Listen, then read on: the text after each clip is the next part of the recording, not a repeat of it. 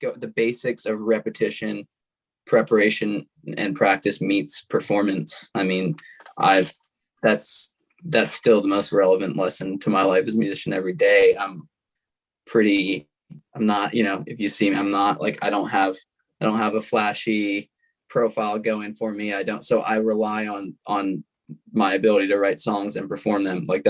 So that goes right back to sports in the sense that every day I'm rehearsing, every day I'm writing music.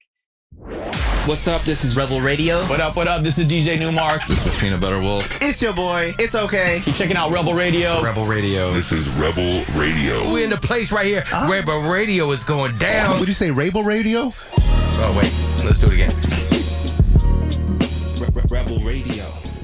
What's up, Rebels? Welcome back to Rebel Radio, the weekly show where I bring you the rebels who are shaping our culture. I'm your host, Josh Levine. This week, I chop it up with Arrested Youth. He's an artist on the bubble. He's a rapper, singer, songwriter, kind of blending hip-hop with pop and punk. He's got a new album out now, Nonfiction. Make sure you check that out. It's produced by Feldmann of Goldfinger. He's got collabs with Hoppus of Blink-182. And we talk about work ethic. We get into some interesting stories of how he got here and where he's going. But this dude is a classic example of somebody that just puts in the work, never stops, and really understands what it takes to build a career out of sweat. So I hope you're going to enjoy it. I really like talking to this guy, and let's get into it.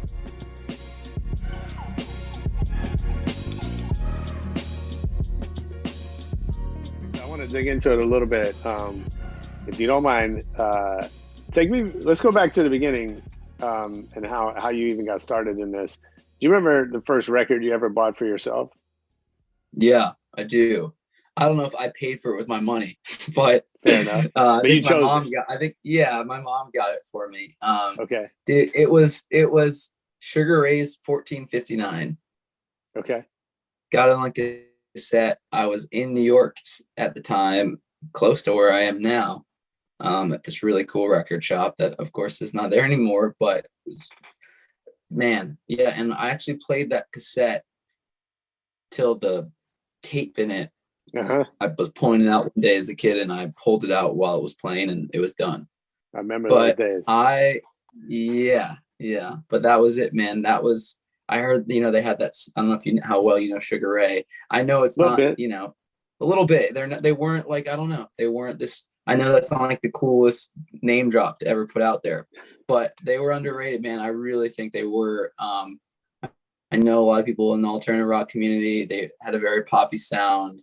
I think they're still one of the most underrated. That album 1459. I'll send you some of my favorites if you give a shit to listen. And there's some songs in there that are just so good. And that I found it through that song Every Morning. That was like a big radio hit for them. Right.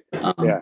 It has influenced my sound a lot more than like I'm almost coming to terms with it more now as I've been getting ready for this album, and we're doing PR, and a lot of the questions are not I love the question, I'm not knocking your question, but I'm just like, the question is like, what do you influence off of? And I was like, I really want to dig deeper to really, because sometimes you just end up giving answers like that. There's so many things we're influenced by. Sure.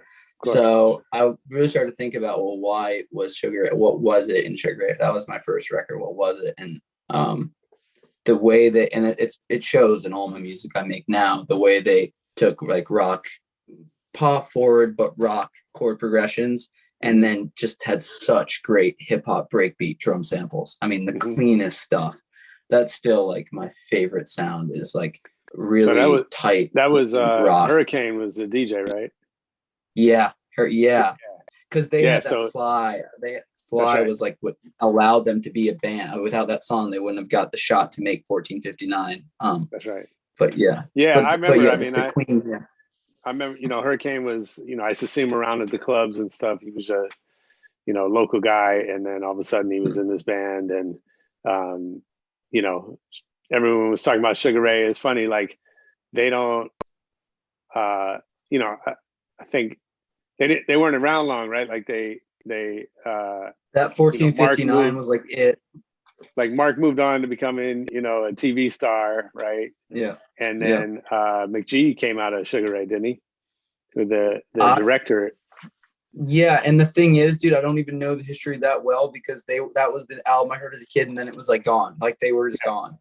Yeah. And I was a kid still, so I didn't have like the fortitude to really follow up and like figure out what was going on. Like we didn't have social media. So it just was like, oh well, that was the one cassette I saw, you know. That's so funny. Yeah. I know he went on McGrath went on to do things, but I don't know. I always just had such and still with me, my favorite sound is still like that acoustic or electric with a rock progression with this super tight, clean, fat breakbeat sample that just is such a hybrid sound. I still love it. And we've used that sound on a lot of the album and a lot of stuff I've put out in the past. Yeah. Nice. And then how did you get started making music? I got started making music, and I guess you could call it an unconventional way. I mean, as an artist, I started late in terms of my career. I started putting things out with Arrested Youth when I was 25. I have a brother, an older brother, younger sister. They were actually the musical ones. My brother was a great drummer and great pianist and violinist. He was like he could have had the career of music if he wanted it. My sister was a great singer. She went to school for singing. I've just played sports and liked music. I mean, for me, it was about playing. What'd you play? Downloading music. I played soccer. Okay. Yeah. So I played club soccer growing up, and music for me, I always just related it to activities. Like I loved music, but it was to download it to go to the soccer tournament, or it was downloaded to go run outside when I was doing conditioning. It was always the music was always to accompany what I was doing in life. And then go ahead. No, I was gonna ask, there's obviously a lot of differences. There's a lot of similarities, I think, between sports and music. I'm curious, what did you learn? What are the lessons you took from playing sports that still apply to your career now in music? Oh man, I mean, work ethic, obviously, and just training. I mean, just your reps for reps' sake. I mean, I don't know. That's what the basics of repetition, preparation, and practice meets performance. I mean, that's still the most relevant lesson to my life as a musician every day. I'm not, if you see me, I'm not like, I don't have a flashy profile going for me. So I rely on my ability to write songs and perform them. So that goes right back to sports in the sense that every day I'm rehearsing, every day I'm writing music. To me, it's way more about the ethic behind it and building the craft. And I think I follow like a similar approach to sports and to training and work ethic, man. Like even for example, with the live, we're preparing for the next tour, and a big thing for me was I want to take my vocal performance and the sonics behind what I'm doing. While it's been on a great trajectory, I want to take it. I feel like it's time to I'm at a point where I can make this big next step for myself. So it was, I just thought of the analogy this summer as I had all this time to baseball, where, when you're practicing as a batter, you can practice with a weighted bat, right? So that when you are actually playing, you put in, your strength and your ability to hit is at a different level. So I stripped back completely the way I prep for a live tour, and I started just preparing vocally over instrumentals with no backing whatsoever. And the goal was like, can I create a vocal performance where if I had no support vocals, if I had no support guitars, if I had no support anything, and it was just like me on that microphone and people had to pay tickets to come see that, could I make their tickets worthwhile? And like, that's the way I've been training this summer with the live performance.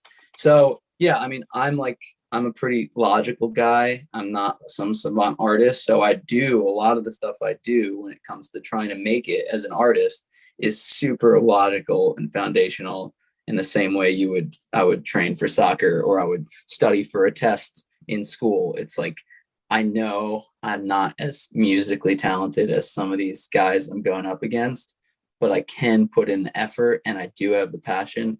And you, as you know, like the reps matter. Like over time, the reps beat out. I mean, there are some artists that are so talented that they're, do nothing and do drugs and don't ever practice and still go on and look better than I ever will. Pretty rare. But that is a case. And kudos to those people. But for the most part, over time, I like to believe at least that the persistence and the reps and the dedication beats out a lot of the other stuff that may in the moment have, the spotlight. So that's how I approach it. I think you're right. Yeah. I think you're right. That's a great insight. So as you were getting started, did somebody help you? Like, well, tell me about that journey of sort of, quote unquote, becoming a musician. Yeah, people have always helped me, man. And I've been very grateful for that. So I got into music through, ironically, freestyling, like in hip hop. We would actually freestyle. Imagine like 15 white kids playing soccer, freestyling in a bus up to Michigan, but that was what it was. And I just so happened to be the best. And they my teammates were like, you should record some of this stuff. You've got some interesting lines. So my best friend ended up being really into music. And so we just like make demos in his basement. And took me a while to put some of them out, and I didn't put a ton of them out, but I ended up putting out music in high school for a bit. But that's when I really fell in love with making songs, like making the music. Like I could stay in that basement all day. Like he would be like, man, I got to go eat dinner. And I'd be like, well, we gotta finish this. Like no one was listening to it. Like, but to me, it was all about finishing it. It was all about getting it right. Who cared? It didn't matter if it was just us playing it in the car. It had to be right. So I fell in love with that process early, and I made stuff in high school, but I never thought it was really going to pan out. I was studious. School was important to me. So I gave up music, went to Indiana University, studied business, and really went into like the business corporate world in terms of my trajectory in life. Definitely struggled on a personal level, on a purpose level. It wasn't making me happy. Long story short, I found music again my senior year of college. I had accepted a job pretty early. What kind of job? Next year, I was working for Anheuser-Busch in their global management program. It was like it was a program to like pretty much like prime young smart business kids to have like leadership positions in the company early on out of school. So I had that kind of locked in the beginning of my senior year, actually. And I was still like pretty miserable as like in my personal life, in my creative life. So I found music again, and I had time. So I started recording demos in my apartment, in my college apartment. And a friend of mine was tour managing for a DJ at the time who would always come through Bloomington, Indiana, the town where I went to school. And we caught up one day, and, I told him I was making music again, and he kind of coaxed me into sending him something and said he wouldn't share it. He shared it with who is now my manager, David Carlson, who's also kind of like we run a lot of Arrested Youth together. Like we've really bootstrapped this from nothing and built it to what it is now with, no big label, no anything. I mean, we've really done, got our hands in the dirt, and he found it and he heard it, and he wasn't supposed to, and he like called me out of the blue, and I was like, I really was never, like my pride wouldn't really let me even consider doing music again. I felt like I gave that up because I wasn't gonna ever make it. So he asked me, I was like, no, I'm just making it for fun. Like I'm working in the corporate world. I want nothing to do with it. I think somewhere in him, he could tell how much I loved it. So he kind of convinced me to just send him. It's like, if you keep making songs, just keep sending them. So I kept sending them, and long story short, a lot of support from David, and I ended up taking that job. And that whole year that I worked that job, I actually was like recording demos it was a traveling program. So whatever city I was in, I was just after work, I would always go to the closet or wherever I set up my little studio and try and work on this record. I made a deal with myself that if I can make an EP like 8 songs was the idea that I really believe have a chance to do something, and I can make it by the end of this year. It was a year program. Then I'm going to leave and I'm going to pursue music. And so by the end of the program, with help of David and a few others, I had that, and I said, all right, I'm going to go for it. And I took the leap, and I started pursuing Arrested Youth. So yeah, that was kind of my music story. A little unconventional.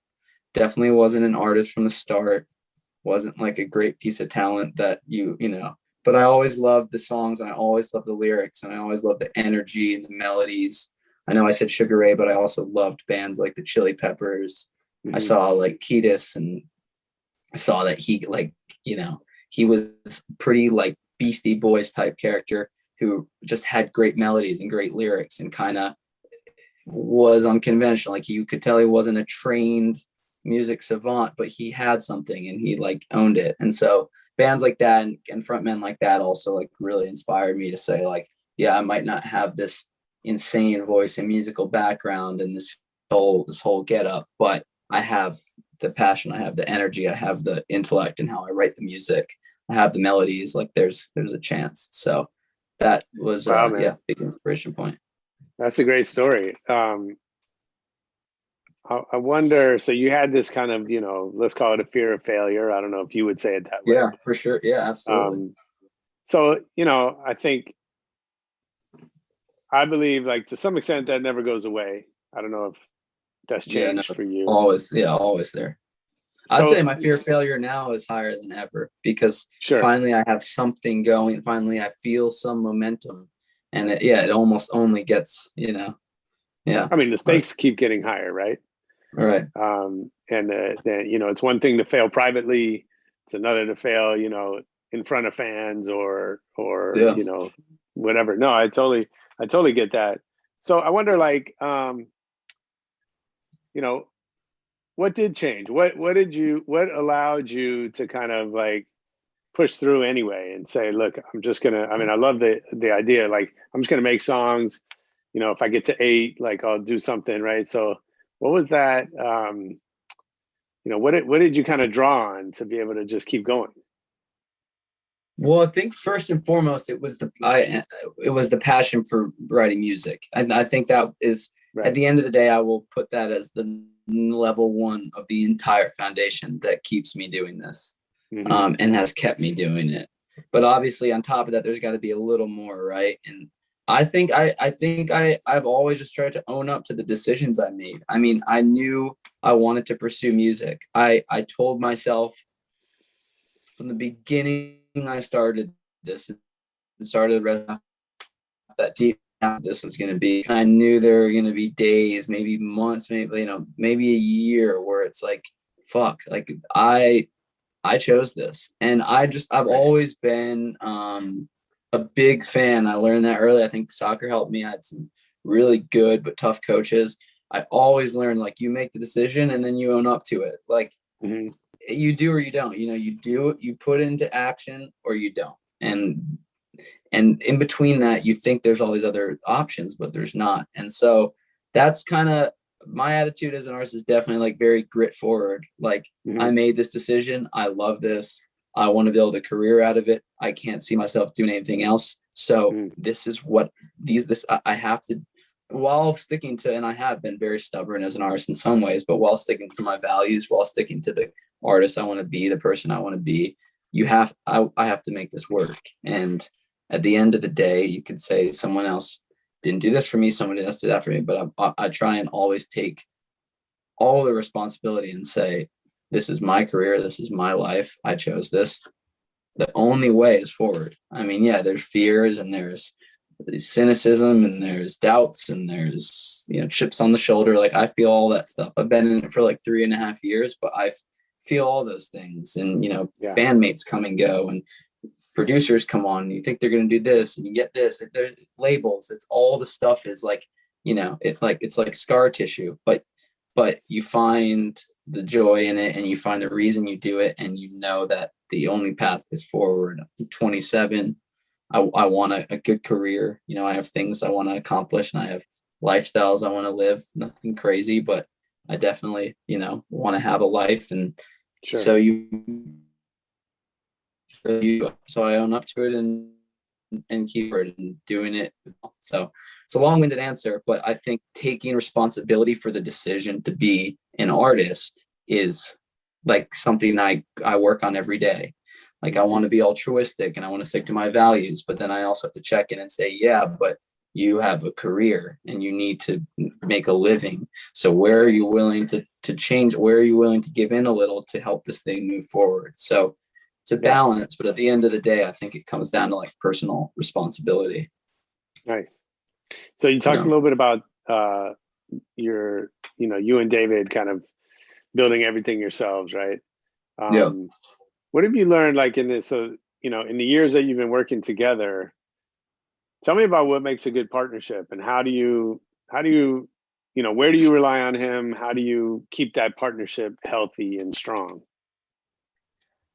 That's a great question. I'm not going to sit here and say that like me and my manager, like we're so close. I mean, we're like family.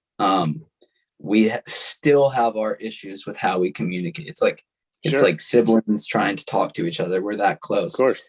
What I would say the number one thing with a guy like me and a guy like David, two things have kept us working together through thick and thin. And I would say that's trust and respect. I use those terms on like the bottom line, like tons of shit sits up on that. And we have our issues, but I trust him 100%. He trusts me 100%. And regardless of how we have a conversation, what goes down, I respect him 100% and he respects me. And we always make those things clear regardless of whatever happens. And we're both like pretty intellectual guys, pretty heady, very particular, very retentive. And so there is a lot of like this, but we find ways to let those paths cross and not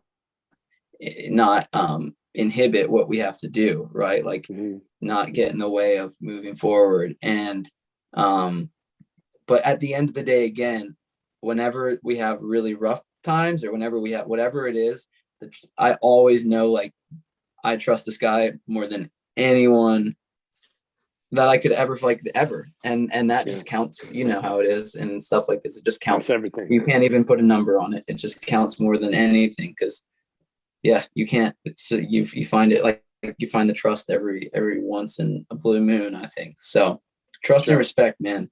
Yeah. Was there any mistakes you made early on that you want other people to avoid? Oh God. Yeah, I'm sure there's a lot of them, but I don't that's a hard question. I haven't done anything stupid. Like I had David to really help. That's big. I had David to help a lot. Like it probably would have been something like, like own your own masters, like own your publisher. Like David helped me with a lot of those things from the start of like, He had been around for a minute and he said like, this is how we're going to want to do this. Trust me, down the road, you're going to be happy we made this decision. Mm-hmm. If there was one thing that I would say, a mistake that I've made, this would be just a personal note of my whole life, but may probably be a little less cynical, and fun and work, like it was the everyone needs to pay the piper kind of thing. Like maybe I wish I paid the piper a little more early on to who knows, but I don't know, man. I'm just trying to think of something. Like I really am not like a look in the past.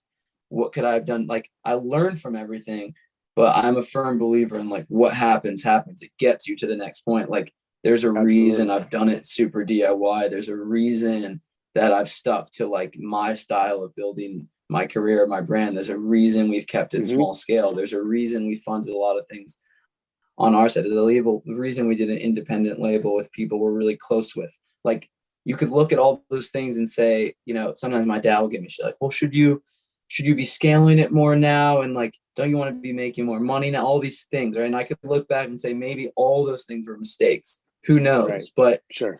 there's a reason we did those things. And I like to believe that, like, I don't see a huge mistake I've made.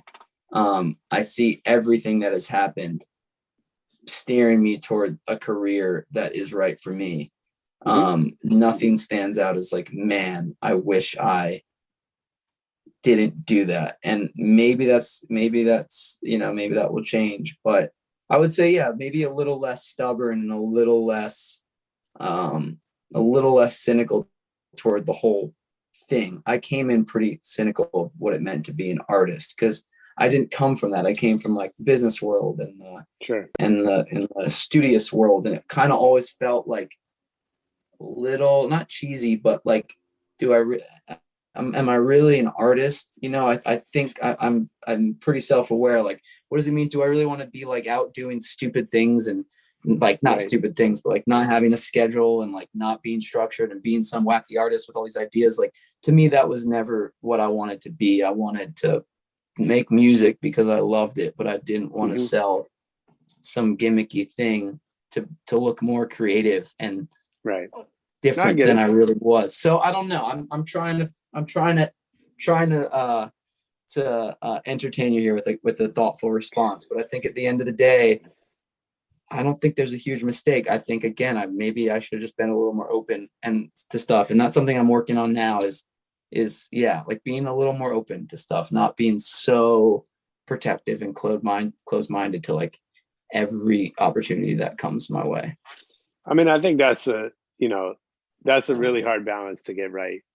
And so, you see, I've definitely heard artists, come at it from that perspective of a skepticism, and, which I think is fair.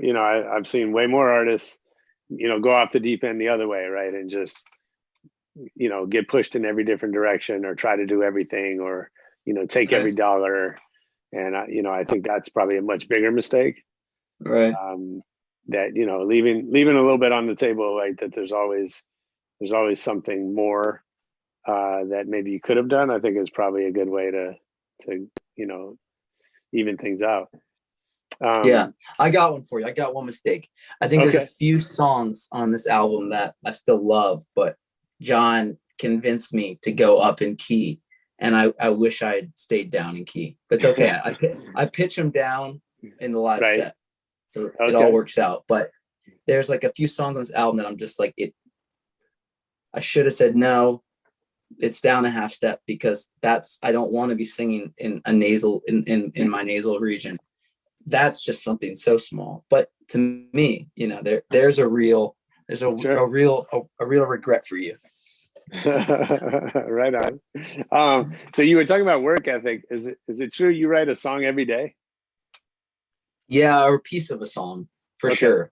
You write every day. I do, but it's really because it's just like therapy for me. Like, it's just it's the same way I like stretch in the morning, the same way I go on a run, the same way I work out. It feels like, as an artist, that's the least I should be doing in a day. And it's not like coming from like a purely productive standpoint. It's coming from the same way again. Like the best thing I've gone for me, in my opinion, is my songwriting. So why would I not at least stretch every day as a songwriter? That's how I think of it, at least. Because who knows what that little, even if it's like being in the studio and sitting down for 10 minutes, or like getting on the guitar and messing around for 10 minutes. I'm a terrible guitar player, by the way, but whatever it is, like, yeah, I always try and touch a song a day in some aspect, because it's even just a peace of mind thing. Sometimes it's super therapeutic and it becomes a great song. Sometimes it's like, well, yeah, I gave up. I took this risk. The pressure's on me. The responsibility is on me. So that's the least I can be doing to be moving my career forward and my craft forward. So yeah, I would say. So yeah. What do you do on those days when it's not flowing? Recently, if I'm not feeling it in a day, and especially more recently because my attention has turned, like these days, I'll just rehearse. I'll just work on the live set, and I'm like, all right, well, I'm not inspired. Like the new song, that's not happening. But I got tons of work to do on this live set. So let's just put the energy and music energy there.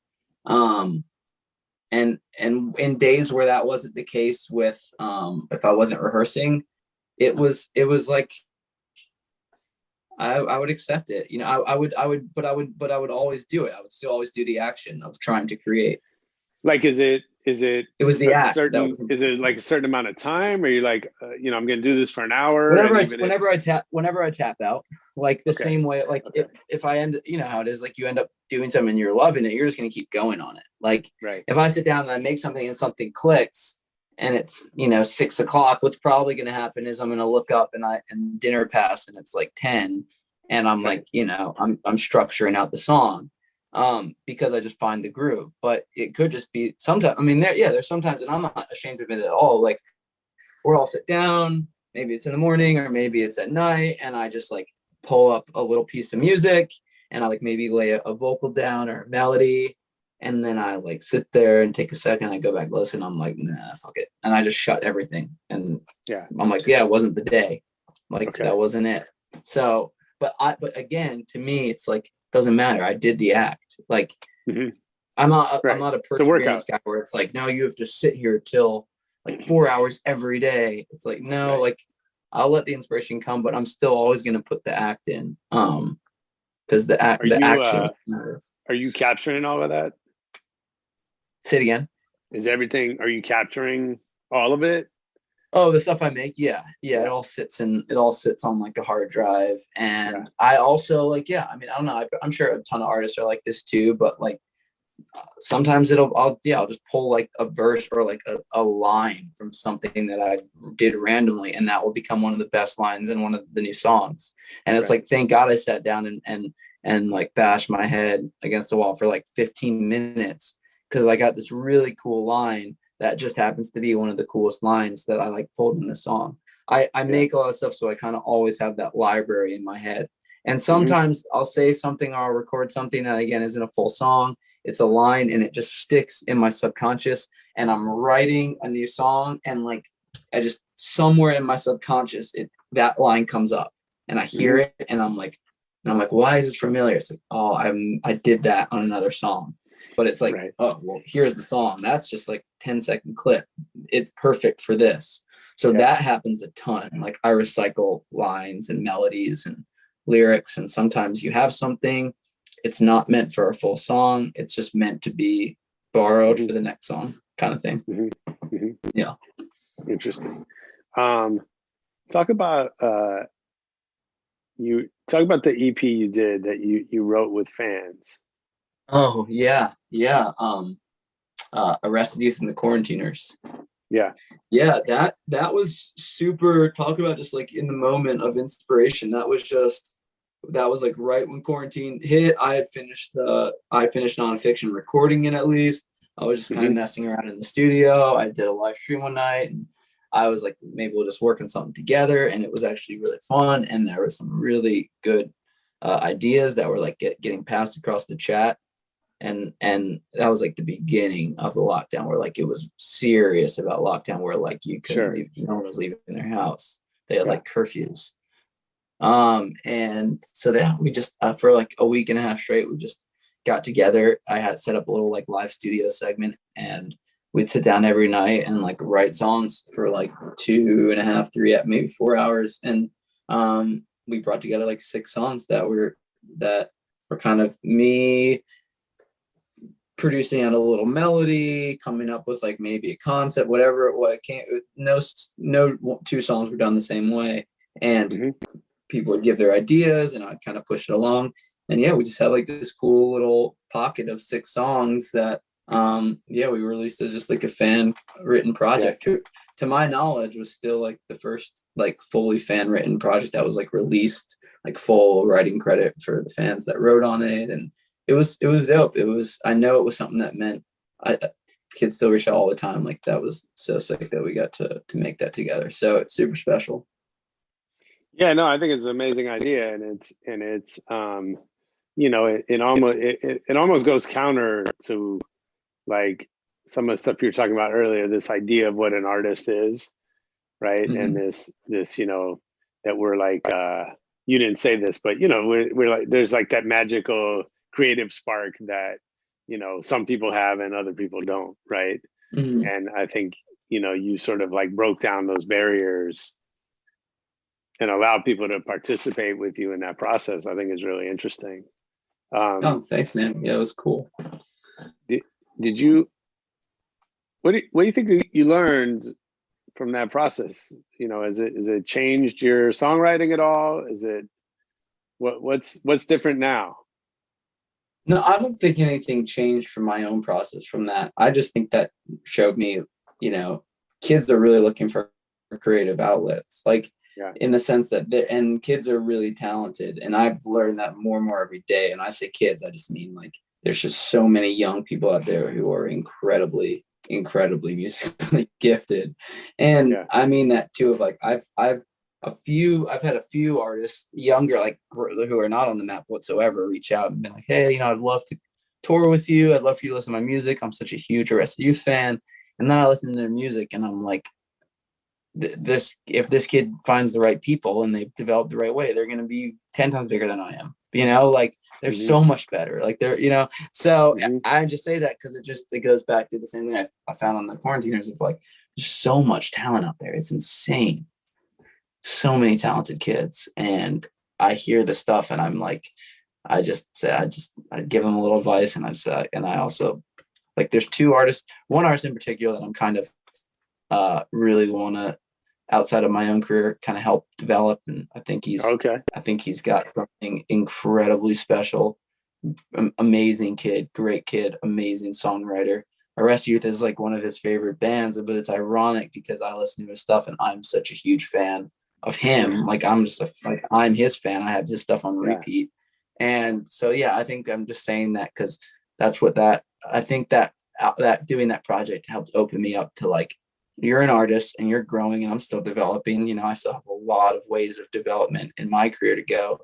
And like maybe along the way, if you have some of the time, help develop a few other artists who fit into that world of like dedication to the lyrics and finding something interesting to say and bringing together a bunch of different genres. So I think that's what that helped me with doing that EP, was realizing how much I enjoyed not being the artist, but helping funnel other people's creative ideas and letting them create. So yeah, that's something that I'm really interested in doing more as my career develops, is helping other artists who I believe in take their music, and maybe the music's done, maybe there's something else I can help with, who knows, but yeah, just help them create and have a career for themselves. Yeah, that's amazing. So you had already written, or your nonfiction was already done before you did the Quarantiners record. Yeah, I don't have like the exact dates. I want to say maybe when we did Quarantiners, there was like John and I were finishing up a few more songs. Got it. I want to say maybe we were like 3/4 the way through writing the songs that ended up on Nonfiction. So yeah, it was like a send off from that album to get to go do that and put that out. And that's when the quarantine really got strict and got it, invasive. Yeah, that's cool. So you said Nonfiction is not. You said it's not a conflict. Sorry, not a concept record, right? Yeah, not a traditional for sure, because to my knowledge, at least, I might be wrong on this. I don't really know, but I feel like concept albums usually are created with the concept, like usually, right? I mean, maybe it's after, but I think so. There's a real, never know, but yeah, you never. I guess you're right. Yes. I always think, right? Usually with the concept album, you come with the you say this is what this is the world that it's going to live in, and this is what it's going to be. But yeah, you're right. Maybe you make that after. But yeah, it wasn't that. It just was. I was sitting on these songs because John and I didn't make it. It's not like we sat down and said, "All right, we're going to do a full album now." Like we were actually and people still ask me about this. Like the last project I put out was called Sawbill Episode 1. So they were like, "Are more episodes? Like when's Episode 2 coming? Like you're putting out an album, but what about the other episodes?" And it was like, well, we were going to do that, but we ended up just getting in on this streak and writing all these songs. And I was just like, for whatever reason, I just knew for myself, I was like, I don't want to put out another EP. Like, I want to put out an album. I want the next project to be an album. I don't want it to be an episode 2. Like, I just didn't. So that's why relating it back to your question, was it a concept record? It was really just a batch of songs. And so I had to look at it and say, I'm making this an album. What is the underlying theme to this? Like, what is this? So, and that's why the year was great, because I got a year to kind of like figure out what it was. But at the end of the day, I came to the conclusion that it's just like, these are very honestly written songs where in that time I've been 3 years of myself and learning about myself along the way, still kind of having a bit of a youthful spirit. So I kept some of that in there. And I was just like, what is this? And they're just like honest songs about where I was at in life. So I was like, what does that mean? I was like, that's just truthfully written. Like, it's nonfiction. It's not fake. Sure. And so it's not made up. And so nonfiction just felt like it fit into that world. Like it felt like the right word to say, this is what this is.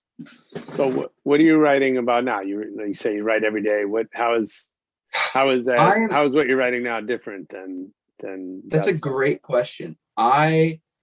I feel like this last year I've had a lot of learning experiences in life. That sounds so cliche. Like, obviously you would hope that you're having learning experiences in life. We don't know. But I don't know. Some things have definitely changed for me and my understanding of where I'm at and who I am and what I want to say next as an artist. And so the sound and the lyrics, the best word is probably, as you would hope, it's probably just matured.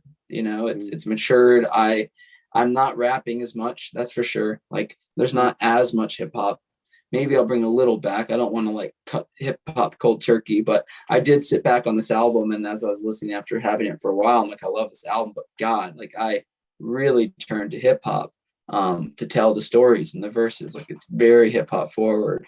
And I think I found myself thinking, I think it would be nice on the next record to still, obviously I love hip hop and I have a real flow in my pockets, but like, how do I maybe push a little more into less of a hip hop structure of songwriting? So that's been a huge focus.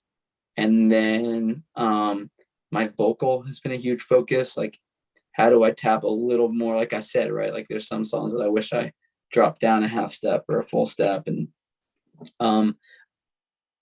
it's really been about how do I continue to build my novelty and originality as an artist? Like, what are like even being so mindful, not overthinking, but just being mindful with like when the melody comes, thinking, what is this melody? Is this really the melody that is right? Like, is this really the sonic and the melody of the songs that I want to be making right now? Not to overthink it, because obviously you're just going to end up making shit if you're overthinking it.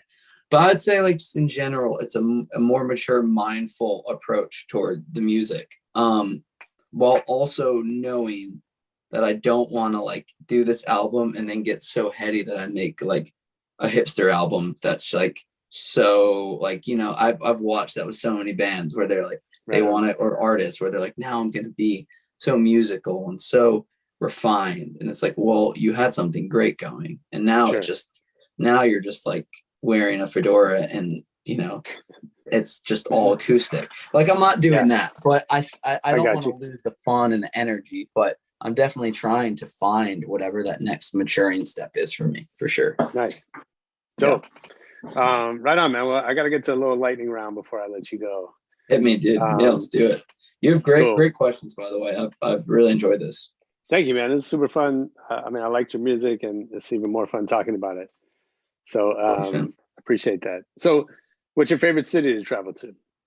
Oh man, still always, dude, New York City. I always say though, I like going into New York City as much as I like leaving.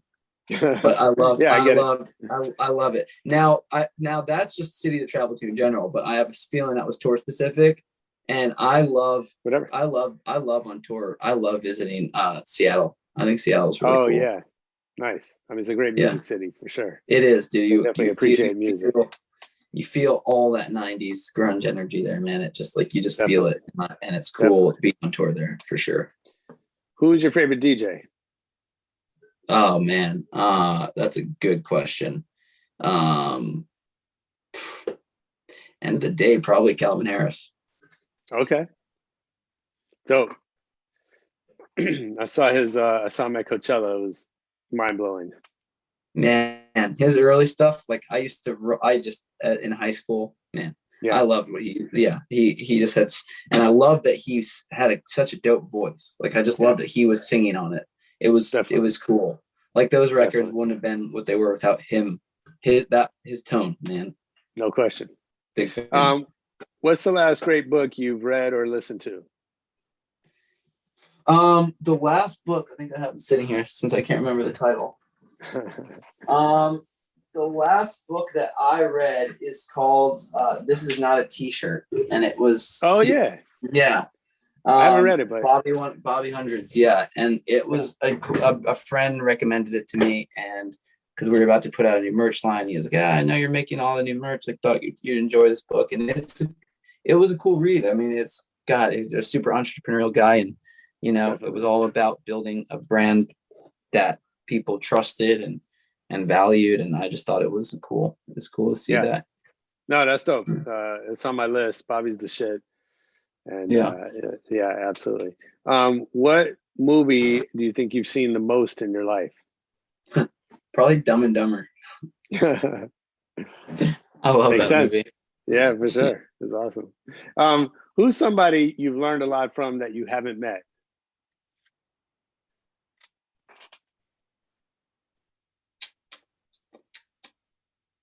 Probably Tyler Joseph from 21 Pilots. Okay. Yeah. In terms of how he's built his career, and I work with people who cross paths closely with him, and I have a lot of. I know people sometimes will say we also have sonic similarities. I see where they hear it. I don't think it's as close as people like to believe. I also just think we might have some similar voices and ways of writing songs. But I also do know how he chose to build his career and the steps he took, and how really kept it. And I definitely have a lot of respect for that. And that's great. Haven't met him, but I would say some lessons we're learning there or continue to learn. Yeah. Cool. Last one. If we work together, what's something I would hear you say over and over? I have a terrible tendency to say, to be honest. When it's like, oh, are you gonna lie to me? Like, I'm like, well, to be honest, it's like, no shit, to be honest. I mean, now I trust you less because you said to be honest. That's probably. I get it. I those things, like, they always bug us more about ourselves when we say them, and I think it's I mean, that's one people talk about a lot, but also, I think we also understand that that's just like it's just a lead in to whatever you're about to say, right? Yeah, you want to make it clear. You want to let them know, like, I'm going to tell you my real thoughts.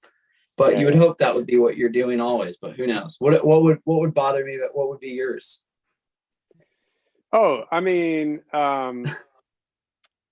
like shit that I say that bothers me. I mean, I'm sure there's a lot. I think I think for me. The stuff I say a lot is more like, just go for it. Like, just, let's stop worrying about it. Let's just do it. Right. We'll figure it out as we go.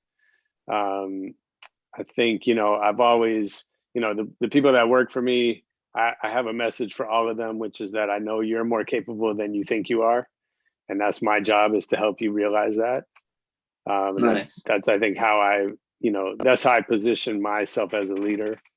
That's awesome. People need that. People need that more than we all really understand. Totally. Like, we really do. I think we all need people to believe in us and to challenge us and to help us kind of see the path. 100%. 100%. Right on, man. Well, this is super fun. I appreciate it. We'll have to do it again if you're ever in LA, we'll do it in person. Absolutely, man. Please come to a show. Like, let's reach out after and we'll get you no doubt tickets and come see me. Come see me yell at a microphone. Yeah, I'd love to, and definitely encourage everybody to check out Nonfiction and all your stuff. And good shit, man. Appreciate it. Yeah, dude, this is a complete pleasure, man. It's been great talking to you. Right on.